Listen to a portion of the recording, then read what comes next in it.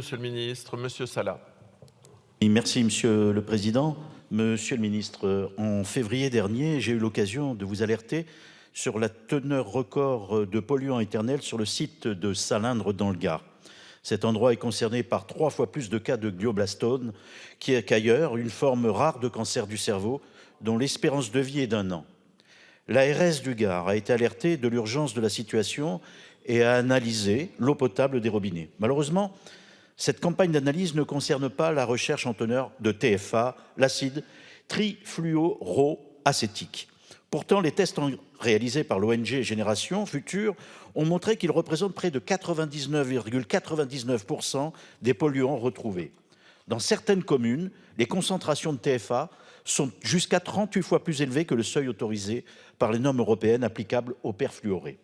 L'état des connaissances sur les contaminations au PFAS semble être assez balbutiement et ceci renforce notre inquiétude à ce sujet.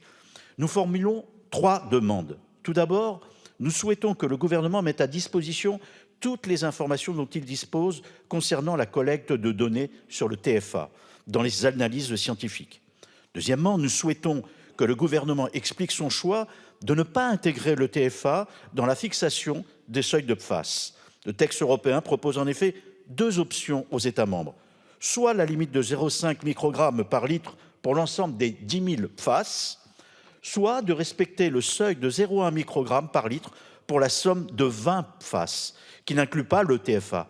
C'est l'option retenue par la France. Enfin, nous demandons que le gouvernement mandate l'ARS concernée pour mener une étude épidémiologique à Salindre, ainsi que des campagnes d'analyse d'imprégnation de la population pour déterminer quelle est l'incidence des TFA sur la santé des personnes exposées.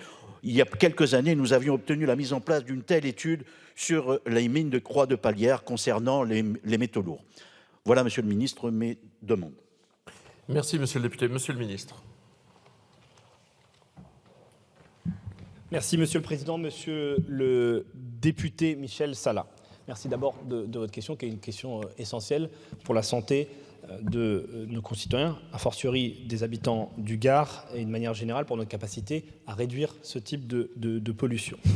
Donc je vais être assez précis parce que vous posez des questions qui sont assez précises et je crois que pour la bonne information de tous, c'est important d'avoir ces éléments d'information de manière la plus précise possible.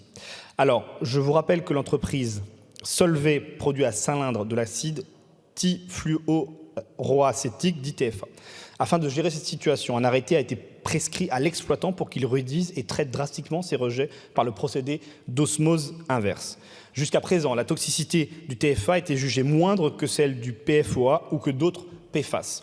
Une norme de 60 microgrammes, comme vous le savez, par litre a été fixée par l'autorité sanitaire allemande et les valeurs mesurées en France ne dépassent pas à ce stade cette valeur. Toutefois, nous avons saisi l'ANSES pour élaborer ou mettre à jour des valeurs toxicologiques de référence pour plusieurs PFAS d'ici 2025.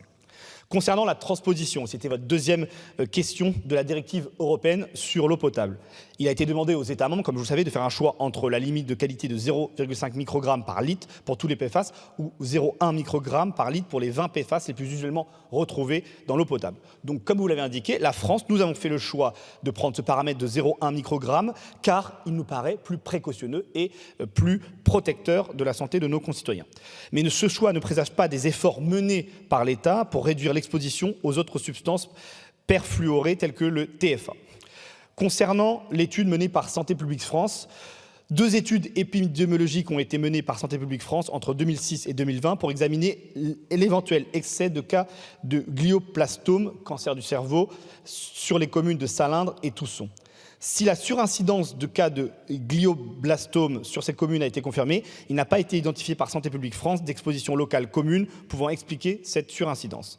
La nouvelle enquête nationale de biosurveillance Alban, c'est son nom, qui sera lancée d'ici fin 2024, inclura les PFAS parmi les substances surveillées afin d'actualiser les valeurs de référence d'imprégnation de la population française et d'élargir le nombre de substances recherchées par rapport aux précédentes enquêtes. Et donc, pour répondre à vos 3 questions, en tout cas les 2 premières de manière certaine, sur la transparence, oui, nous donnerons évidemment tous les éléments des études et tous les éléments que représentation nationale à connaître. En ce qui concerne le choix, je vous l'ai indiqué, c'est le 0,1 microgramme parce qu'il nous permet d'être plus précautionneux et plus protecteur. Et sur le reste, j'imagine que vous prendrez vos 1 minute pour rebondir sur ce que je vous ai indiqué. Je vous remercie, monsieur le député. Monsieur le député.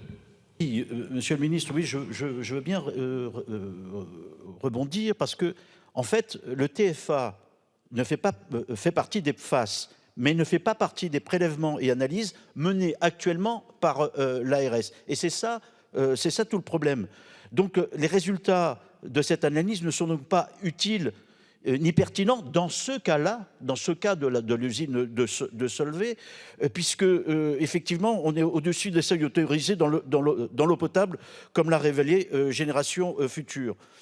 Sur ce sujet, la France, il faut le dire, est à la traîne, puisque pour des rejets de TFA bien moindres en Allemagne, l'Agence pour l'environnement allemande avait tout de suite considéré ces niveaux très alarmants et mis en place des outils de surveillance. Alors, vous parlez de l'enquête allemande. Est-ce qu'elle concernera le TFA? C'est encore une question que je vous pose. Pour qu'elle soit précise, c'est sur le TFA que je vous interroge aujourd'hui. Merci, mais il n'y a plus de temps pour le ministre pour répondre. L'intervenante suivante n'est pas arrivée. Est-ce que Madame Hay est prête pour poser sa question? Oui. Allez-y. Et Monsieur le ministre, vous êtes d'accord pour passer directement à la réponse de Madame Hay? Non, vous ne voulez pas. Je savais que vous aviez mauvais esprit, je le savais. Est-ce que Madame Hay est prête? Elle a repris son